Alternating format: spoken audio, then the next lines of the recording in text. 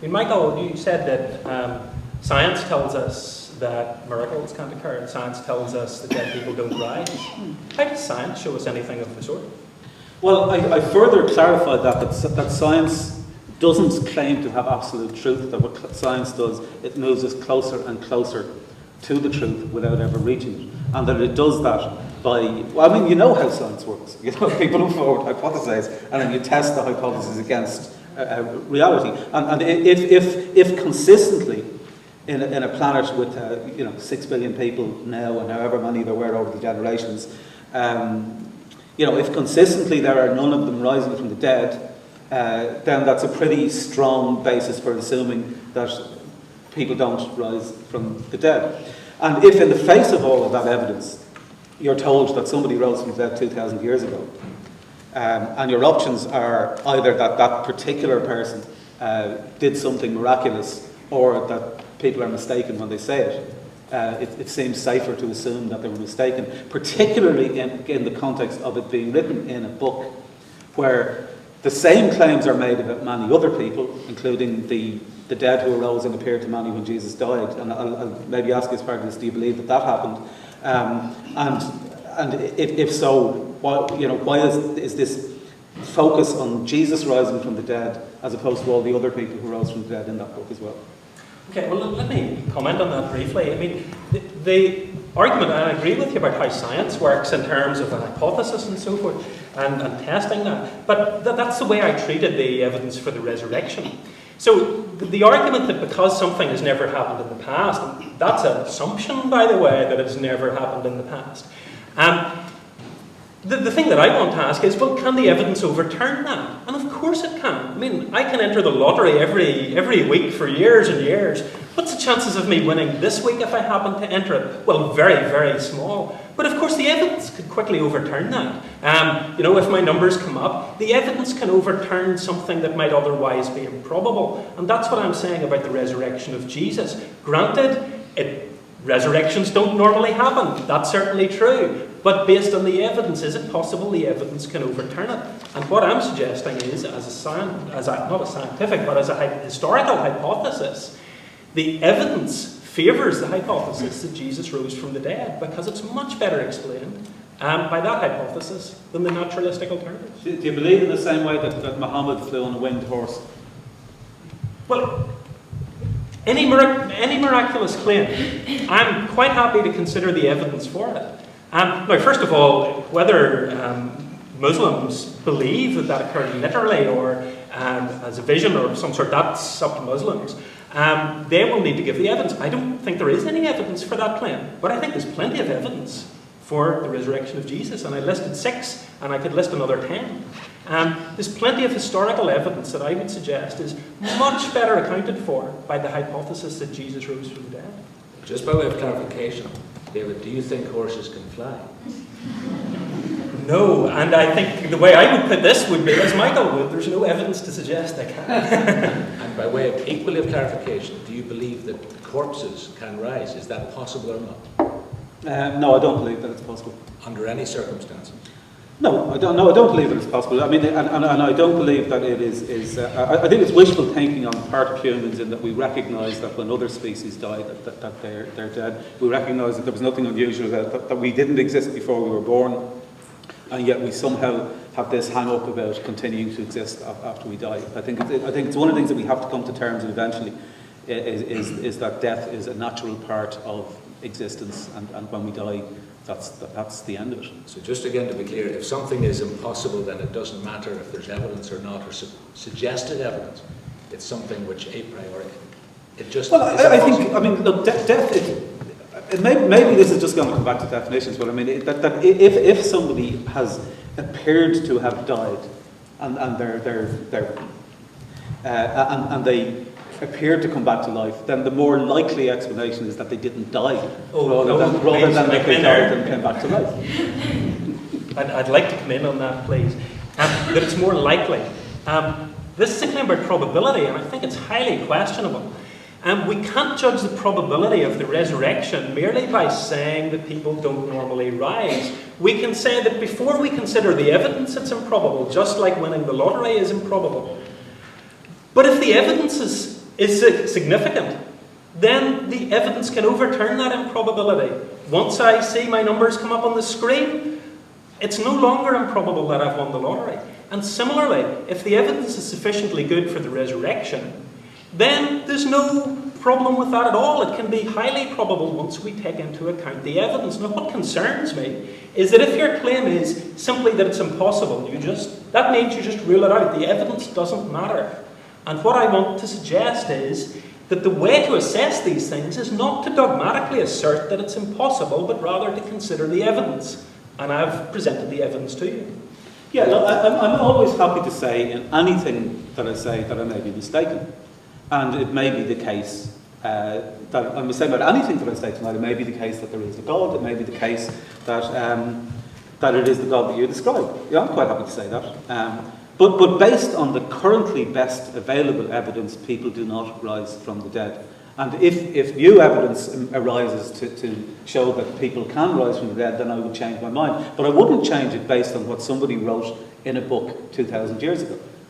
Just to be quite clear, to be fair to Michael as well as to you, David, Yes. in terms of flying horses, Yes. do you believe that such a thing is possible, or would you be willing to look at the evidence with a Muslim to see if it were credible? I would be more than happy to look at the evidence. I would start off with the belief that this is extremely unlikely, as would Michael. But I will not say this is absolutely impossible. I don't believe it because I don't think there's evidence for it. But I would say it's highly unlikely, but not impossible. I'd be willing to consider the evidence. And that seems to me to be a much more scientific and rational way to approach these questions. And so similarly, when it comes to the resurrection of Jesus, I want to say, well, let's look at the evidence. And it's not merely the evidence from holy books or something like that. One of the claims I made is that the evidence relating to the aftermath of Jesus' death is not simply a matter of taking the Gospels as a revelation from God, but it's taking them as historical sources. And historians are agreed. There's wide agreement about the facts that I was stating.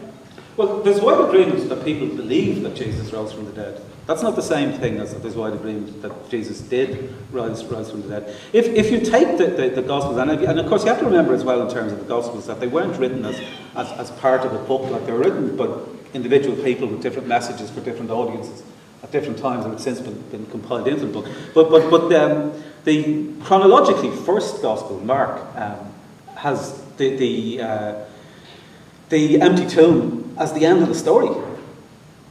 You know, that's it. The appearing to people emerged in the later Gospels, chronologically. But you yourself accepted, Michael, that the earliest writings in the New Testament are the letters of Paul.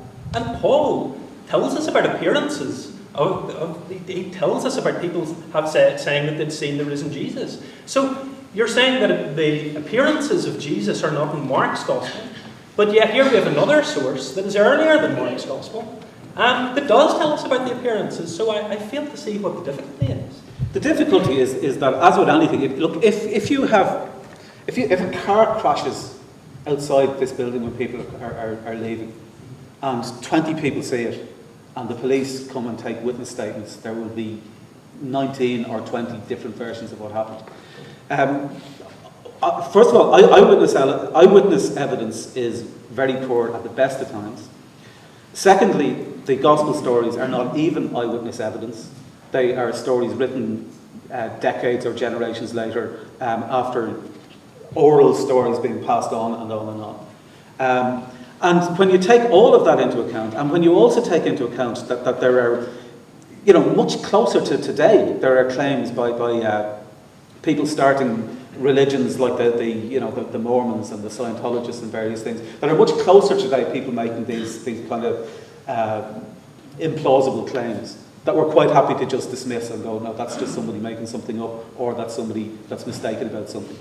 Then it is even more hard to accept claims that are made based on people writing things centuries ago, based on oral stories for decades between the two. Well, the question is that correct? Is what Michael has just said correct? And the only way to assess that, again, I would suggest, is to look at the evidence. And if you're open-minded about this tonight, I would strongly encourage you to do that. Because the evidence that in terms of the sort of facts I was outlining, are well-established historical facts is something that I think you will find if you explore this for yourself.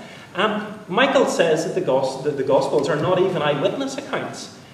Well, then I would suggest you read a book called Jesus and the Eyewitnesses by Richard Bauckham that was published just a couple of years ago, a few years back, I can't remember when exactly. But there he looks at the Gospels as containing eyewitness accounts, that they're based on eyewitness testimony, and he looks at this from a number of different angles.